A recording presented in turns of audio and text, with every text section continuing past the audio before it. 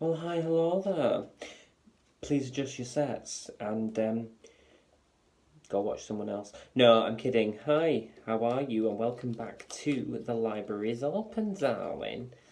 So I hope you've brought your library card.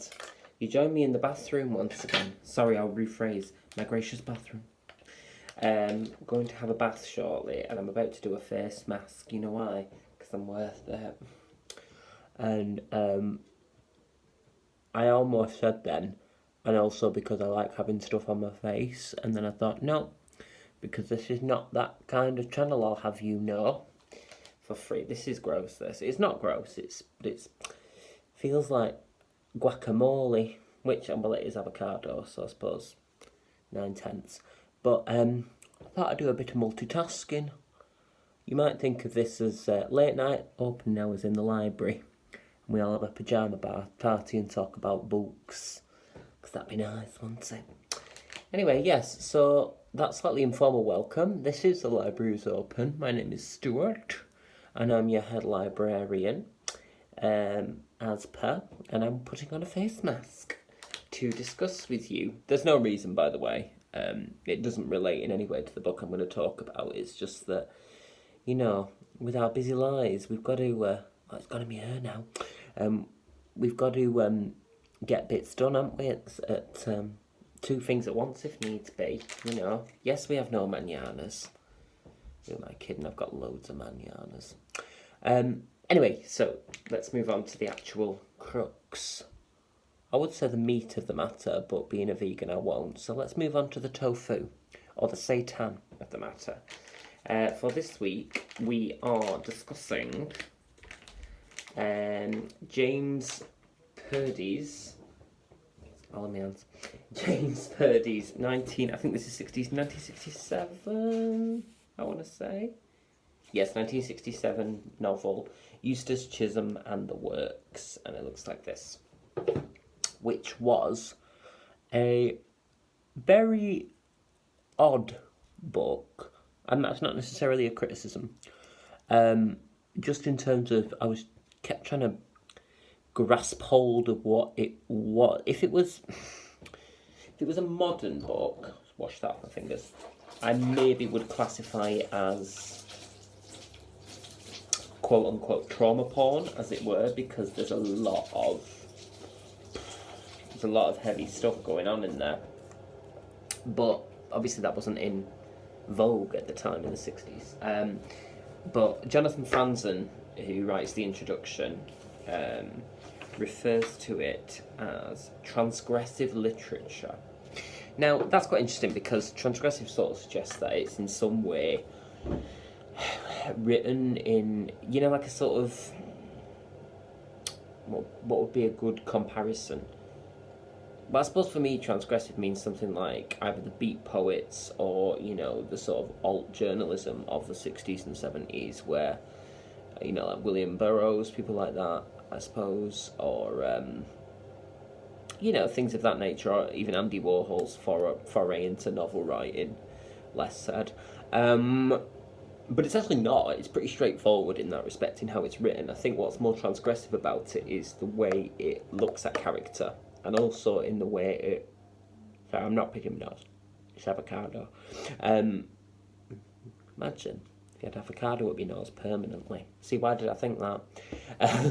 Yeah, it's about the subjects it tackles, because being that it's a novel, admittedly from the late 60s, there's a lot in here that is quite near to the bone, as it were. So there's stuff about, obviously there's queerness, homosexuality, there's abortion, there's, you know, state-sponsored violence, military abuse, so on and so forth. So it's almost like a bit, along the way I was kind of thinking, bloody, how many issues are we trying to shove into this book? And I'm not accusing the author of doing that, because I appreciate the fact that at the time as well, particularly, this is like brave stuff to put out there. So yeah, apparently a lot of his work's like this. This is the only James Purdy novel I've read so far, and I only bought it, this is a second-hand copy, but I bought it because, oh, can I just show you actually on this copy? This is so satisfying. How satisfying is that? Gift me.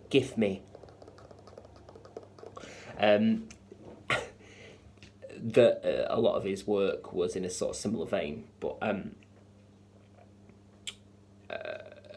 and you know he's been sort of treated as someone who wrote, in Jonathan Franzen's words, like landmark literature, but hasn't been necessarily given the due that he's deserving. So I think this is a sort of attempt to reappraise it, and I noticed it in Waterstones in Manchester, so I didn't buy it full price. I went online and found a second-hand copy. But I thought, I wonder if that's why it's sort of being reappraised as like a classic of its time. It's a little pricey. It's a weird book 'cause it's split into 3 sections. I keep saying it's weird. Roughly speaking, so the central character is Eustace Chisholm, the protagonist, who's apparently a poet who's writing the great American poem on this used newspaper. And he's also obsessed with letters and knowing things about people's personal lives and so on and so forth. Anyway, at the start of the novel, his ex-wife, well, they're not divorced, Carla, who committed adultery with someone else, has come back to his life and says she wants to stay, but he's now having an affair with this guy. I think we're led to believe, although it never says it explicitly, that he's all gone there. See, it's all falling apart. That he's a bisexual person. Although, as I say, it never really explicitly says that. And so there's sort of some tension there. And then he's being taught ancient Greek by this young man called Amos Ratcliffe, or Rat, who is apparently he's sort of like this Dorian Gray type figure almost. Everybody who encounters him talks about how beautiful he is, and they say things like, you know, his face comes along once in a millennia sort of thing. The face that, I mean, if we were going to do a contemporary analogy like mine, the face that launched 1,000 ships. That's Helen of Troy. Never mind. And he is in love with his landlord, Amos is. He's a young boy. He's about second year of American university, I think. So what's that, 1920, something like that, maybe. And his landlord is called Daniel, who's ostensibly a straight man. And he sleepwalks a lot, and they've sort of had this weird affair that's not consummated, but it exists around the idea that Daniel visits him in his sleep and tells him he loves him and so on and so forth.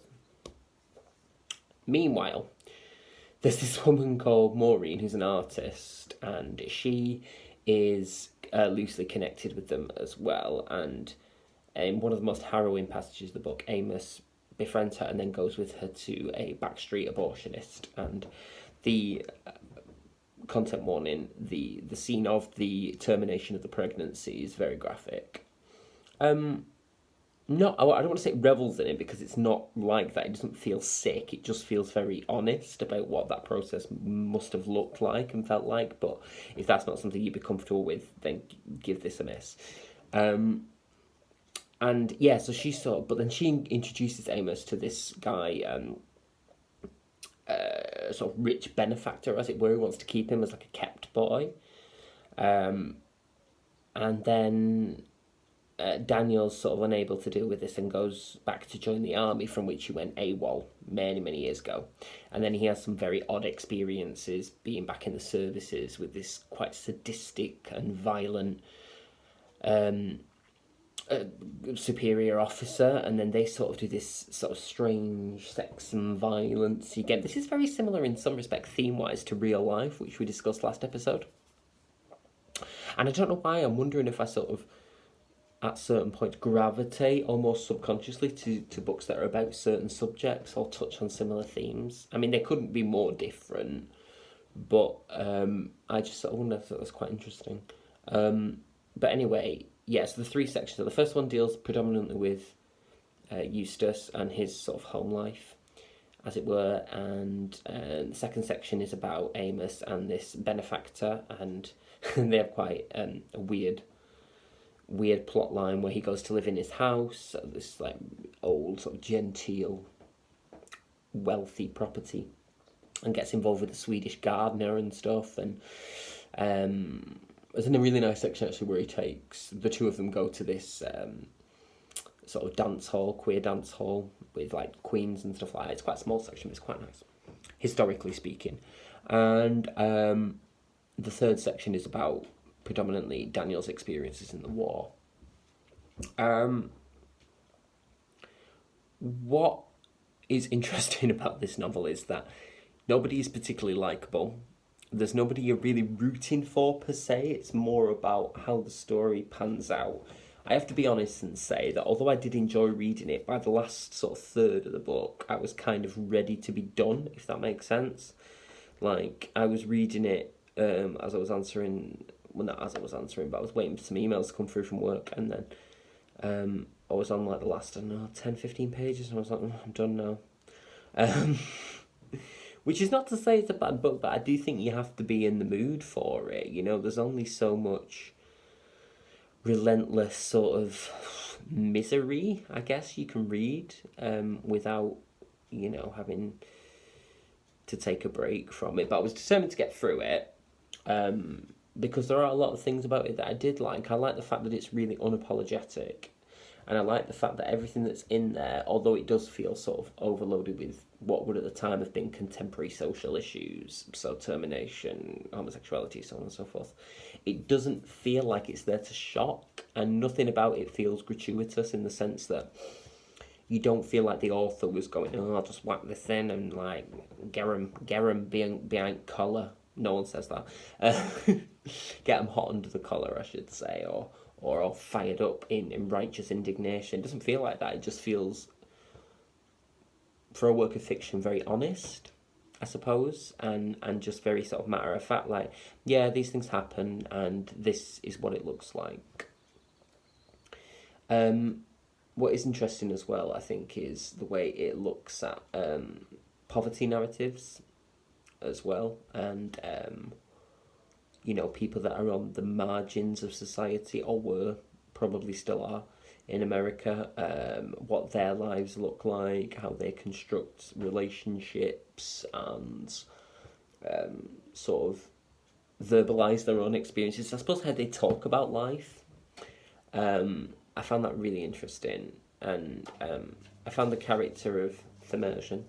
I found the character of Eustace really interesting as well, because he's almost like this sort of all-knowing godfather type figure, but he's just as mixed up as everyone else. And I think what is an interesting thing, what James Purdy does, is he sort of suggests by the end that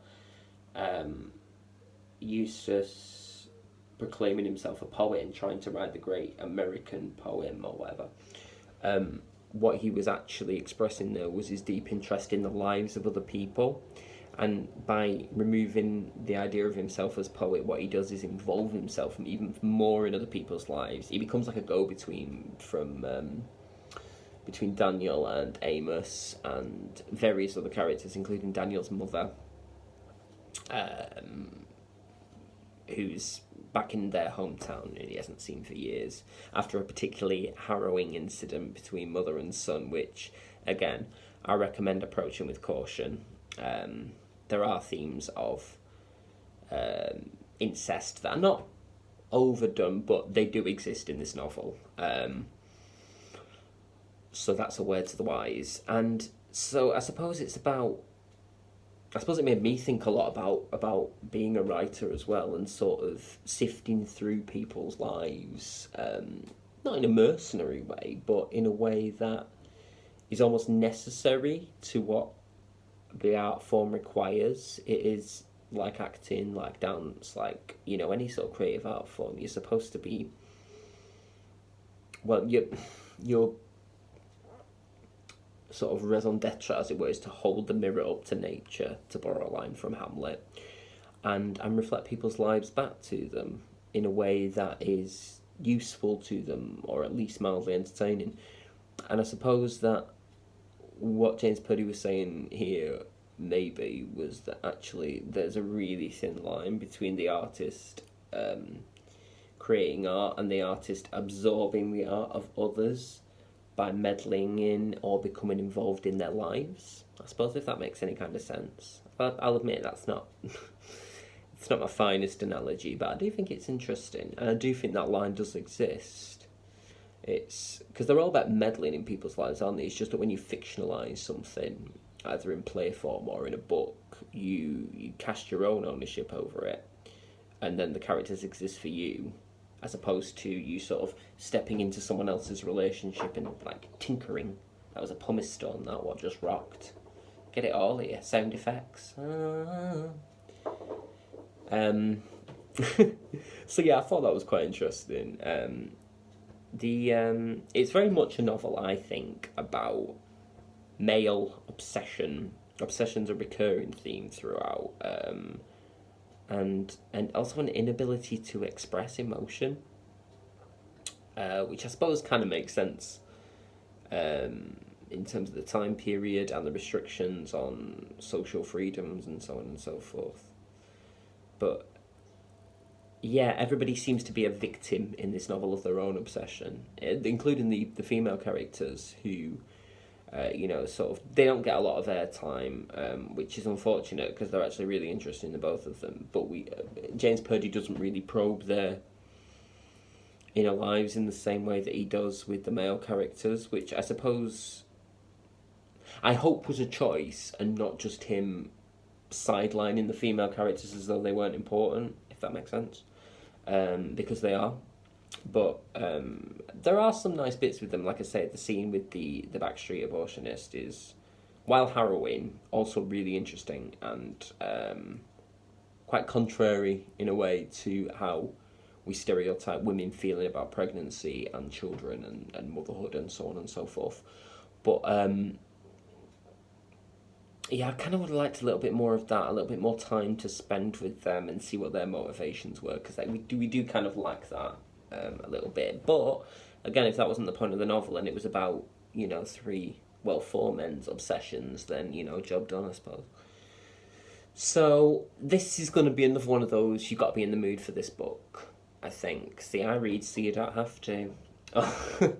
Or rather, you can choose whether this is something you want to engage with. Another, I suppose, warning is there's language in this. I don't mean swearing, I mean in terms of racial language, which feels probably accurate for the time, but reading it now, I'm like, oh, it makes me feel awful because they are not words I would ever use. So there is that sort of barrier to get over as well, and to go, okay, this is a historical piece, and while I will never approve of these terms and so on and so forth, I suppose that at the time that is how people were writing or speaking. So for accuracy, I suppose there is that, but do be aware of that, because if you're like me and you sort of balk at racist or homophobic terms or sexist ones as well, they are all in here. Again, not gratuitously though, just as a sort of, they feel like, yeah, they probably would come out of those characters' mouths, but just to be aware of. So yeah, funny little experiment this. Jonathan Franzen says that Mr. Purdy's novel is so good, his introductions in the thing, it was adapted from a speech he gave about the book. Mr. Purdy's novel is so good, almost any novel you read immediately after it will seem at least a little bit posturing or dishonest or self-admiring in comparison. See, I don't really know about that, because I think something doesn't have to be posturing to not be, relentlessly harsh, I get that we don't often write drama or conflict about, the easy times in people's lives and so on and so forth, or when things are going really, really nicely. But at the same time, I think maybe it's a little bit unfair to say that it's unfailingly down to earth and real. Hey, that word. Real. Oh, I'm real me. Whereas I'm made of plasticine. So yeah, I'm not completely sure I'm sold on it in that way, but that's Jonathan Franzen's opinion as a fellow novelist, and so I get that. But I wouldn't necessarily say that you're going to suffer any detriment from reading anything else after this. I don't think realism, or even transgressive literature, if that's what we're calling it, is what would the word be now? Can't think now. I feel like I'm on countdown asking for vowels. I don't think it's ever, you know, going to usurp or be better than another style. It's just about which style of writing you would prefer to engage with. So, you know, if it sounds like it could be for you, if you've got, it's not a long book really, it goes quite quickly. If you've got, you know, the headspace to deal with that and you can make those adjustments in your head and go, okay, I'm prepared to deal with what this might be and what sort of unfolds in it, then yeah, go for it. But if you're a bit like, then you're not necessarily missing out on anything, I don't think. I suppose that's my point. You know, it's not going to make my top 10 books of all time. What would be my top 10 books of all time? Oh, let's not pull at that thread. But anyway, as it was in my haul, and one of you, a couple of you, sorry, in the comments mentioned that you had read it, I thought I'd throw my thoughts in there, and if you want to back with what you thought, then by all means, please do. Delightful, as always, to bring you a little episode. I'm going to put Bath on now, that's why I've been in it, by the way. It's not all a showpiece. It's not fake, this, it's real life. This is my life. So I'm going to get this washed off now because I can feel it start going hard. And I shall leave you to your brews. Promise me you'll put your library cards safe. And get your books back on time. And we'll check in again with I will check in again with you very, very soon. Take care of yourself, stay safe, and much love. Mwah. Bye.